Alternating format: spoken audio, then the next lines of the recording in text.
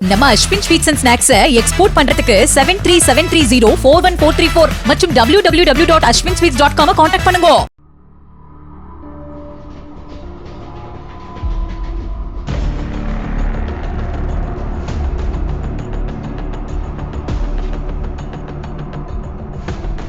बंद कर दे, टिकट नहीं होते, हमें बताओ तक नहीं गाड़ी जाएगी.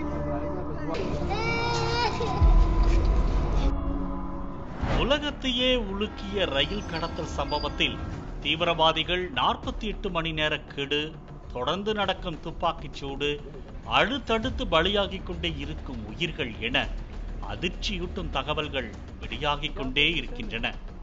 எப்படி நடந்தது இந்த ரயில் கடத்தல்? துப்பாக்கிச் சூட்டில் எத்தனை பேர் கொல்லப்பட்டுள்ளனர்? எத்தனை பிணை கைதிகள் மீட்கப்பட்டுள்ளனர்? பிணை கைதிகளாக இருப்பவர்களின் தற்போதைய நிலை என்ன? கடத்தலுக்கான காரணம் என்ன?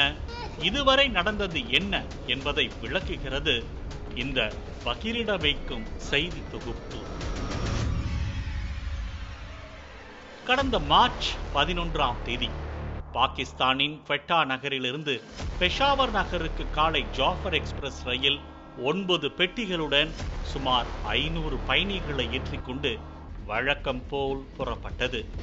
ரயிலானது பலுசிஸ்தான் மாகாணம் போலான் கணவாய் பகுதி சுரங்கப்பாதையில் வந்து கொண்டிருந்த போது திடீரென அப்படி ஒரு பெருஞ்சத்தம் பயணிகளின் காதை பிளந்தது. என்ன சத்தம் என யோசிப்பதற்குள்ளேயே ஜாஃபர் எக்ஸ்பிரஸ் ரயில் தடம் புரண்டது. விபத்து என நினைத்து பதறிப்போன பயணிகளுக்கு அதைவிட பயங்கரமான அதிர்ச்சி தகவல் காத்து கொண்டிருந்தது. ஆம், பலூச் விடுதலை படையை சேர்ந்தவர்கள் ரயிலுக்கு வெடி வைத்து சிறைப்பிடித்திருக்கிறார்கள் என்பதுதான் அந்த அதிர்ச்சி தகவல். பலுசிஸ்தான் தலைநகரான குவெட்டாவுக்கும் சிப்பிக்கும் இடையில் 100 கிலோமீட்டருக்கும் அதிகமான கடினமான மலைப்பகுதி நிறைந்ததுதான் இந்த போலான் கணவாய் பகுதி.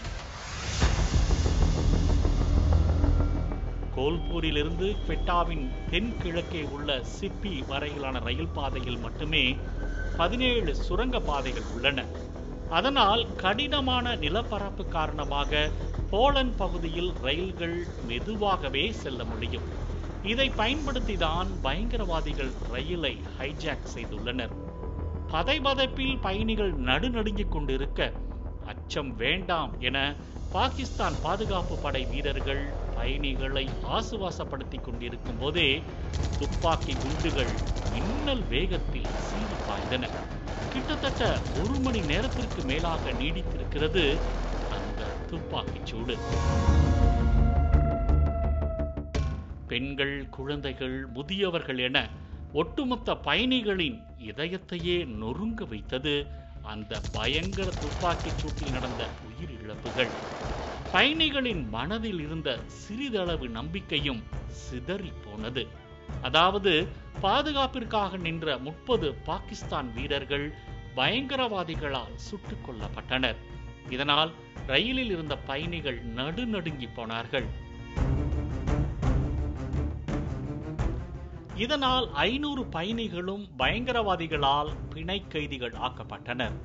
அதில் பயங்கரவாதிகளின் துப்பாக்கிகளும் பயங்கர இருளும் சூழ்ந்து கொண்ட நேரத்தில் சில பயணிகள் ரயிலில் இருந்து தப்பித்து மலைகளுக்கு நடுவே உயிரை கையில் பிடித்துக் கொண்டு ஒளிந்திருப்பதாகவும் தகவல் வெளியானது. 35 பயணிகளை பயங்கரவாதிகள் ரயிலில் இருந்து கடத்தி மலைப்பகுதியில் அழைத்துச் சென்றதாகவும் அதிர்ச்சி தகவல் வெளியானது. இந்த பயங்கர தாக்குதலுக்கு பொறுப்பேற்றுள்ள பலூச் விடுதலை குழு பாகிஸ்தான் ராணுவத்தை சேர்ந்த பலரை கொன்றுள்ளதாகவும் கூறியுள்ளது. இந்த நிலையில் பிணை கைதிகளாக இருக்கும் பயணிகளை மீட்க ராணுவம் களத்தில் குதித்தது. பயங்கரவாதிகளுடன் ராணுவம் நடத்திய துப்பாக்கிச் சூட்டில் 27 பயங்கரவாதிகள் சுட்டுக் கொல்லப்பட்டதாக தகவல் வெளியாகியுள்ளது. மேலும் சிறப்பு படைகள் மற்றும் ஹெலிகாப்டர் மூலம் 190 பிணை கைதிகள் மீட்கப்பட்டிருப்பதாக கூறப்படுகிறது. மீட்கப்பட்டவர்கள் இன்னொரு ரயில் மூலம் பலுசிஸ்தான் மாகாணத்தின் கச்சி மாவட்டத்தில் உள்ள மாக் நகருக்கு பத்திரமாக அழைத்துச் செல்லப்பட்டுள்ளதாகவும் பாகிஸ்தான் ராணுவ தரப்பில் கூறப்பட்டிருக்கிறது. மேலும் பயங்கரவாதிகள் ஆப்கானிஸ்தானில் உள்ள அவர்களது உதவியாளர்களுடன் தொடர்பில் இருப்பதாகவும் தற்கொலை படையினர் பணைய கைதிகளைப் போலவே பயணிகளுடன் இருப்பதாகவும் பாகிஸ்தான் ராணுவ வட்டார தகவல்கள் தெரிவிக்கின்றன.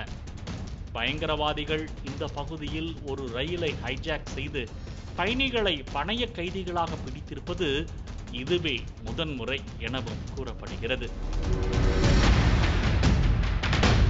பாகிஸ்தானின் தென்மேற்கு பகுதியில் ஈரான் மற்றும் ஆப்கானிஸ்தான் எல்லையில் அமைந்துள்ள பலுசிஸ்தான் மாகாணத்தில் பல்வேறு கிளர்ச்சி குழுக்கள் செயல்பட்டு வருகின்றன.